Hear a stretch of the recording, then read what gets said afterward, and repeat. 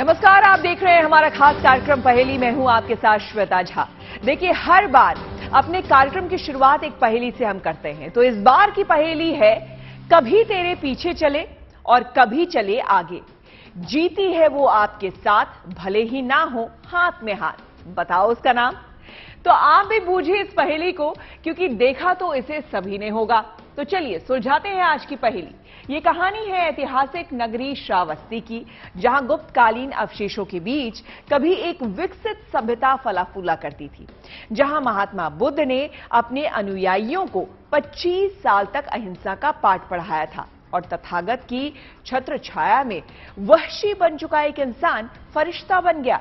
1863 में जब कौशल राज्य की इस नगरी की खुदाई की गई, तो इस नगर के वैभव ने लोगों को हैरान कर दिया।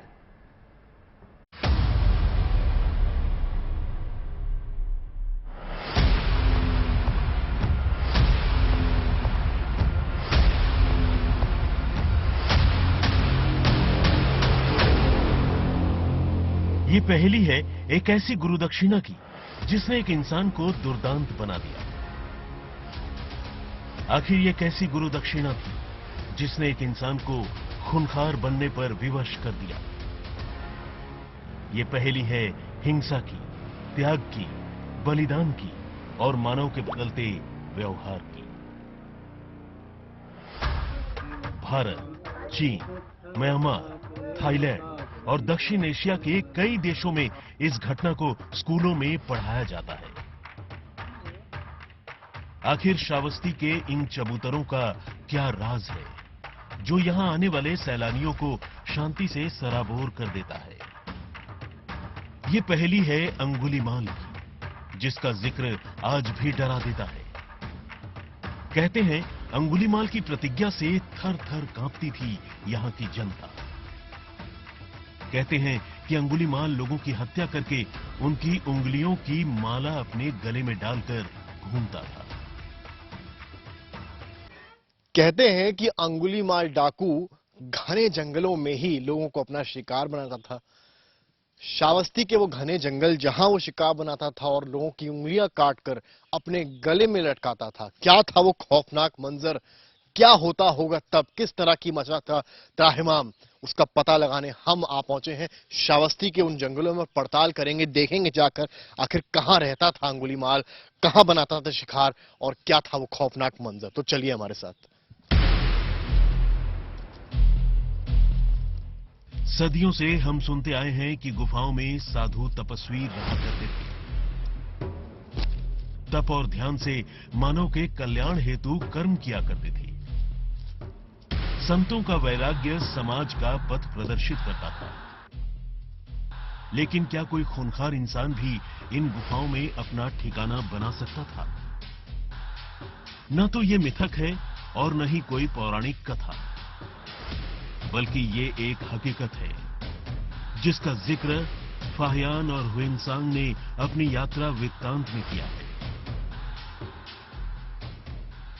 कहते हैं कि इसी स्थान पर अंगुलीमाल का हृदय परिवर्तन हुआ था और यहीं पर भगवान बुद्ध ने उसको महाज्ञान दिया था।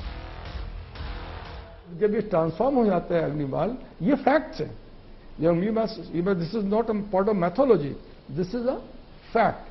जब ये ठीक हो जाता है तो ठीक होने के बाद एक बार ये एक लेडी के चाइल्ड बर्थ में हेल्प करता है।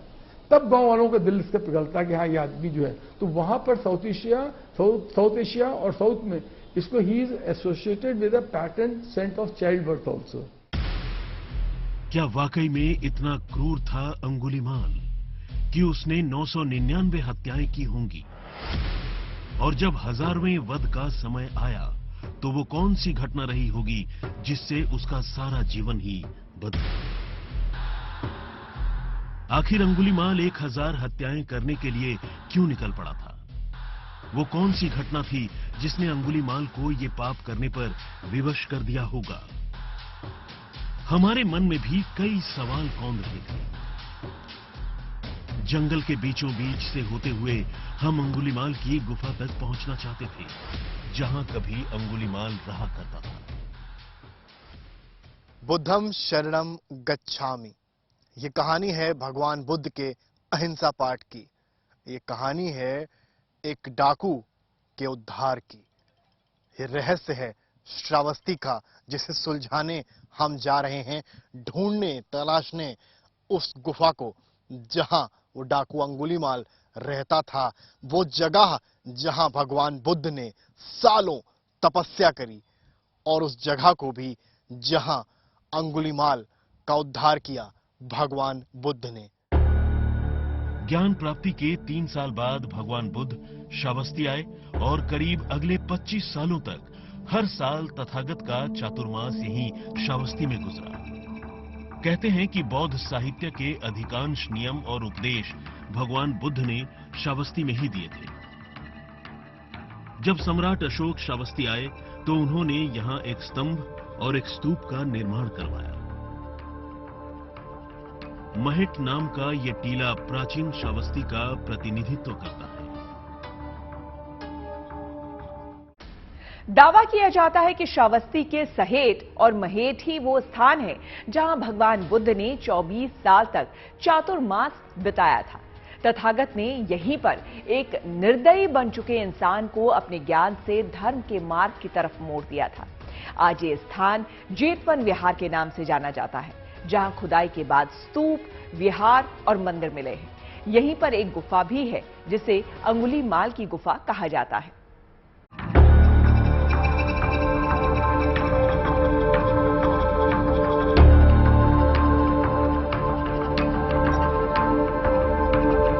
हमारी आज की कहानी एक पहेली नहीं बल्कि सत्य कथा है।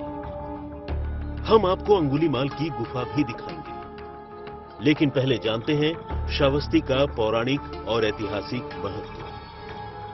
कहते हैं जो स्थान महात्मा बुद्ध की प्रेरणा से प्रेरक प्रसंग बना, वो स्थान गंधकुटी था। यहां जो आप चबूतरे नुमा आकृतियां देख रहे हैं और जो अवशेष दिख रहे हैं, इनके निचले भाग को गुप्तकालीन माना जाता है। और ये जो भग्नावशेष दिखाई दे रहे हैं, उसमें पूजा मंडप, सभा मंडप जैसे स्थल मिले। माना जाता है कि गंधकुटी 7 मंजिला लकड़ी का बना हुआ भवन था, जिसके अंदर भगवान बुद्ध की चंदन की मूर्ति स्थापित थी। माना जाता है कि भगवान बुद्ध यहीं रहा करते थे।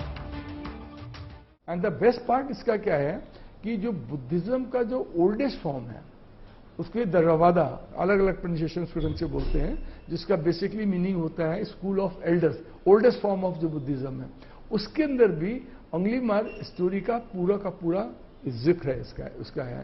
सो ये इसकी बहुत बड़ी इंपॉर्टेंट। अंगुलीमाला का जो है, आप जितने भी टेक्स्ट हैं, बुद्धिस्ट टेक्स्ट हैं, चाइनीज, तिब्बतन, बर्मीज, थाइस, इन सबके अंदर, पाली, संस्कृत, इन सबके अंदर जब भी बुद्धिज्म का जिक्र आया है तो इसके अंदर Angulimala is a hub of all the teachings. करीब 400 ईसा पूर्व जब चीनी यात्री फाहियान यहां आए थे तो उन्होंने यहां सिर्फ ईंटों से बना 2 मंजिला भवन ही देखा था, जबकि 6वीं शताब्दी में ह्वेनसांग को यहां ईंटों के भग्नावशेष ही मिले थे। आजकल यहां पर एक थाई संस्था ने ध्यान केंद्र स्थापित किया है। सैकड़ों एकड़ में फैले इस मंदिर में भगवान बुद्ध की भूतल से 81 फीट ऊंची प्रतिमा लगाई गई है। थाई शैली में बना यह ध्यान केंद्र हर साल लाखों विदेशी सैलानियों को अपनी ओर आकर्षित करता है। महामोंकोनचाय, जहां हमारी इस वक्त की मौजूदगी, वो जगह, वो स्थान जहां पर आज भी भगवान बुद्ध को स्मृतियों में रखा गया है, वो स्थान जहां आज भी श्रद्धालु आते हैं, दूर दूर से आते हैं, और केवल पूजा पाठ ही नहीं बल्कि यहाँ के आम कामों में मदद करते हैं और भगवान बुद्ध के सामने माथा टेकते हैं। भगवान बुद्ध की कई कहानियां हैं, उनमें से एक कहानी की ओर आज हम चलेंगे, बढ़ेंगे और देखेंगे कि किस तरह से उन्होंने पढ़ाया था अहिंसा का पाठ। कहते हैं कि पहले स्थान को श्रेष्ठी मठ के नाम से जाना जाता था और अब इसे सहेट के नाम से जाना जाता है। 1863 में यहां हुई खुदाई में स्तूप, विहार और मंदिरों के अवशेष प्राप्त हुए थे, जिसमें मूल गंधकुटी, कोसंबकुटी और स्तूप तड़ाग प्रमुख हैं। कहते हैं कि यहाँ आम और चंदन के पेड़ों को छोड़कर सभी झाड़ियों को कटवा दिया गया था। सर अलेक्जेंडर कनिंघम, जो एएसआई के पहले महानिदेशक भी थे, उन्हें यह आभास हो गया था कि सहेट का टीला भी जेतवन महाविहार है, जबकि महेट नाम का टीला बुद्धकालीन भारत का श्रावस्ती नगर था। कालांतर में जब यहां खुदाई की गई तो हर बार यहां धनी बौद्ध संपदा के प्रमाण मिले। 2003 में भी एएसआई और जापान के एक विश्वविद्यालय ने यहां स्तूप विहार के साथ पुरानी सभ्यता की भी खोज की। कहते हैं कि बुद्धकालीन भारत में श्रावस्ती महत्वपूर्ण नगर था। 6ठी शताब्दी ईसा पूर्व में भारत में 16 महाजनपद थे। यहां कौशल महाजनपद की राजधानी थी श्रावस्ती।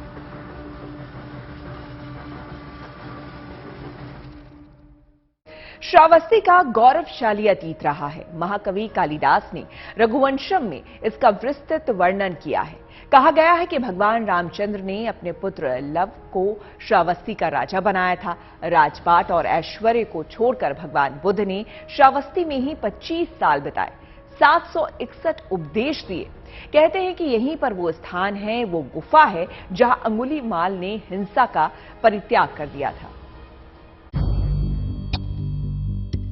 ये जो गुफा आप देख रहे हैं, इसे ही अंगुलीमाल स्तूप कहा जाता है। कहते हैं कि अंगुलीमाल की मौत के बाद उसके अवशेषों के ऊपर इस स्तूप को बनाया गया है। कहते हैं कि अंगुलीमाल बड़े ज्ञानी पिता का पुत्र था, जिसका असली नाम अहिंसक बताया जाता है। हम उस स्थान पर पहुंच चुके थे जहां पर अंगुलीमाल रहा करता था, जहां अंगुलीमाल लोगों को मारकर उनकी उंगलियां काट लेता था और अपने गले में पहन लेता था। हमें मिल चुकी थी अंगुलीमाल की वो गुफा जहां वो रहता था। आप अंदाजा लगा सकते हैं कि खौफ में रखने वाला अंगुलीमाल जहां रहता था वो गुफा कैसी दिखती थी। अगली तस्वीर आप देखेंगे, कैमरामैन नीरज आपको दिखाएंगे। ये वो जगह है जहां से इस गुफा के अंदर अंगुलीमाल जाता होगा। उस वक्त में आपको अंदर अंधकार दिखेगा और बीच बीच में रोशनी दिखेगी। कुछ जगहें छोड़ी गई हैं जहां से रोशनी आती है और सामने आपको एक और दरवाजा, एक और गेट यहां पर सामने दिखेगा। पर यहां जो तस्वीरें मैं आपको दिखा रहा हूं, ये बता रही है कि ये पूरा मंजर और ये जिस तरह की जिस ईंटों से बना है वो भी बताता है कि किस तरह की कलाकृति उस वक्त की गई थी। अंगुलीमाल यहीं पर रहता था और यहीं से वो निकलता था जंगलों, क्योंकि जंगल इस पूरे इमारत के पीछे घने जंगल है। आखिर अंगुलीमाल इतना खूंखार कैसे बन गया? उसके पीछे कई किंवदंतियां हैं। कहते हैं कि अंगुलीमाल तक्षशिला का विद्यार्थी था। अपने विशेष गुणों के कारण ही अंगुलीमाल अपने गुरु मणिभद्र का चहेता बन गया था। वो पढ़ाई में बहुत ही निपुण था, जिससे उसके सहपाठी ईर्ष्या किया करते थे।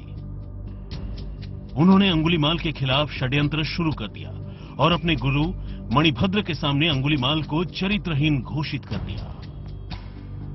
एक स्टोरी ये पाई जाती है कि उसके अंदर की इसकी जो इनके जो गुरु थे, उनकी जो वाइफ थी, तो उसने she wanted to molest this young man in the absence of Manibhadra. जो चले जाते हैं बाहर तो वो शी ट्राइज टू मोलेस्ट। जब नहीं कर पाती तो एक स्टोरी बना देती है कि अपने कपड़े वपड़े फाड़ लेती है कि हमको इसने करा। तो नाराज होके ये जो मणिभद्र होते हैं, अपने जो शिष्य होता है उसको इस बात को वो आदेश देते हैं कि आप यहाँ से जाओ और इतने लोगों को मार के आओ, उनकी उंगलियों की माला पहनो, तब तुम्हें you will get rid of this sin, है ना।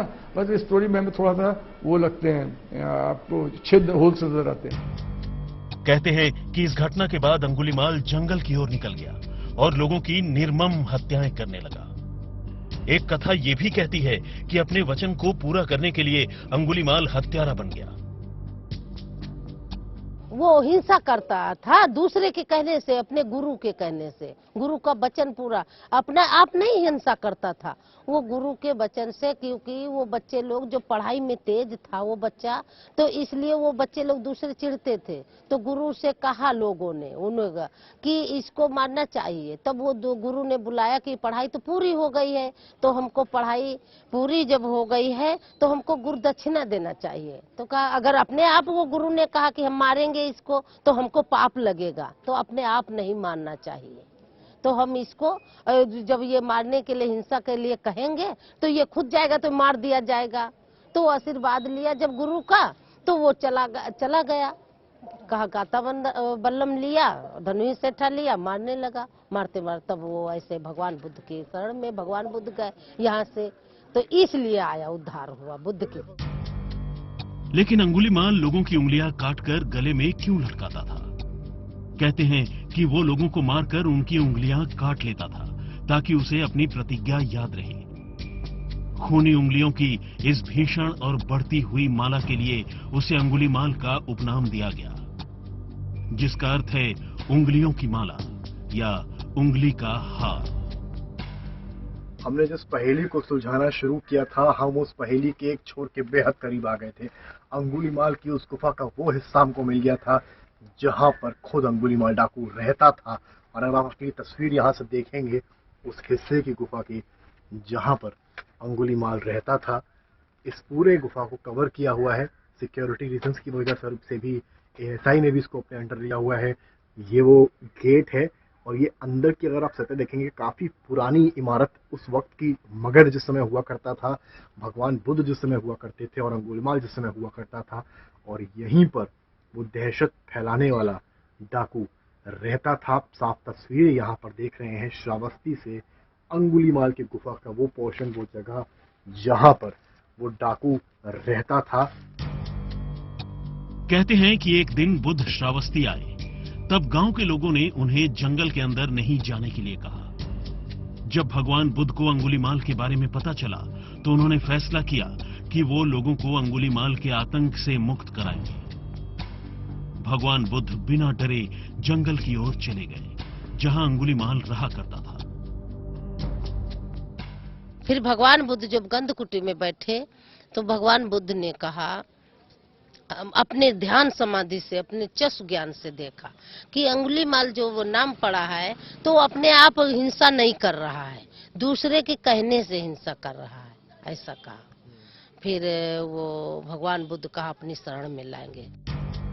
कहते हैं कि अंगुलीमाल ने जब भगवान बुद्ध को देखा तो उन पर आक्रमण किया, लेकिन बुद्ध डिगे नहीं बल्कि चलते ही रहे।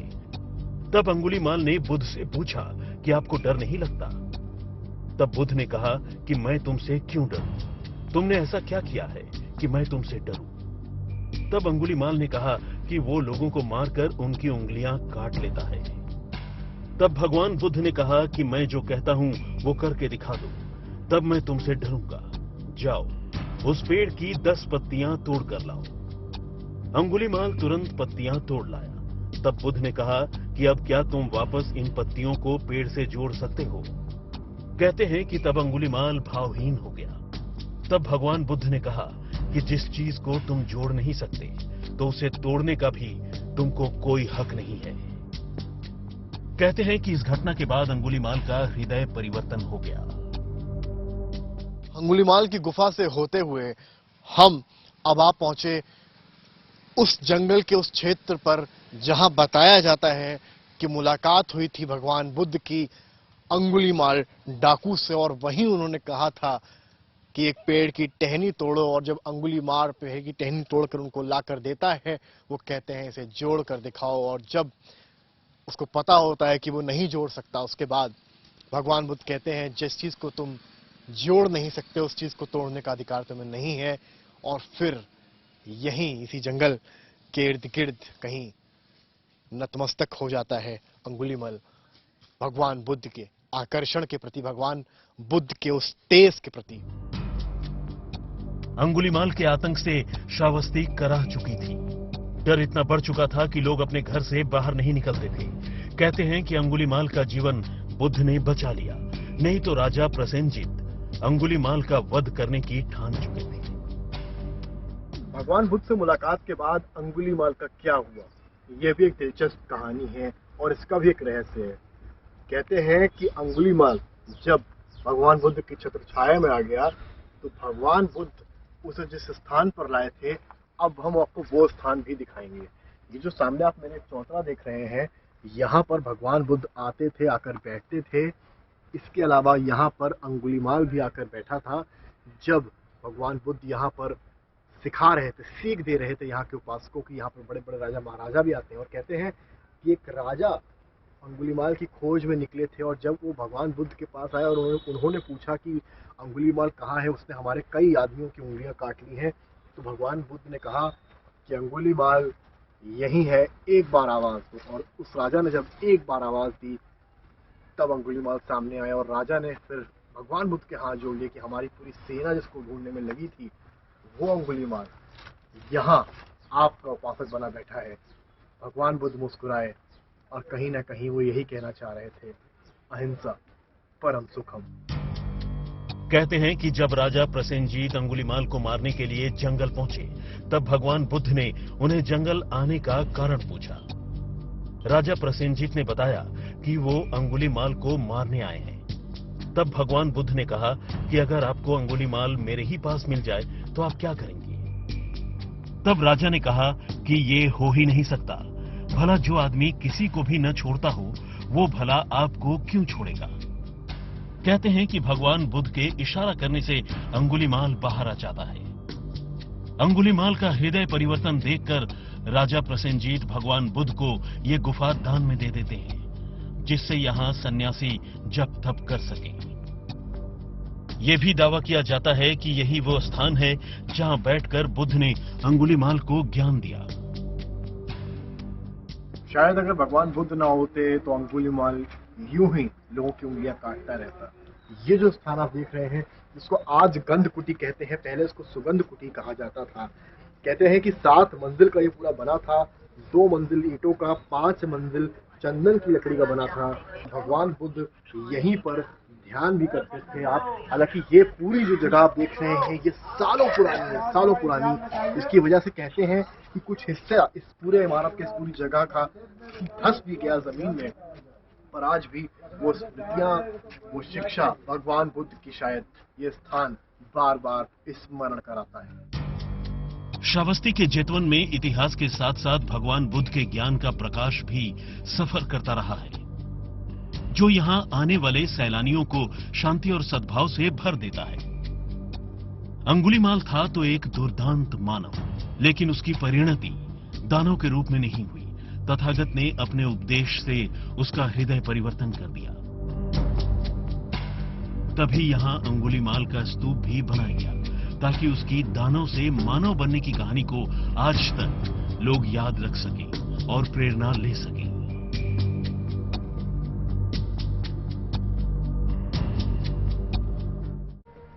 धर्मशास्त्री जॉन थॉमसन ने कहा है कि आप चाहे कितने भी बुरे क्यों ना हो, लेकिन जब भी आप चाहे बदलना, आप बदल सकते हैं। इसी तरह ज्ञान की दीक्षा ने अंगुलीमाल को एक संत बना दिया। तो थी ना ये दिलचस्प पहेली। हमने कार्यक्रम की शुरुआत में आपसे एक पहेली पूछी थी कि कभी तेरे पीछे चले और कभी चले आगे, जीती है वो आपके साथ, भले ही ना हो हाथ में हाथ। बताओ उसका नाम। तो उत्तर है परछाई। तो थी ना ये दिलचस्प पहेली। चलिए, देश और दुनिया के तमाम अहम खबरों के लिए आप देखते रहिए गुड न्यूज।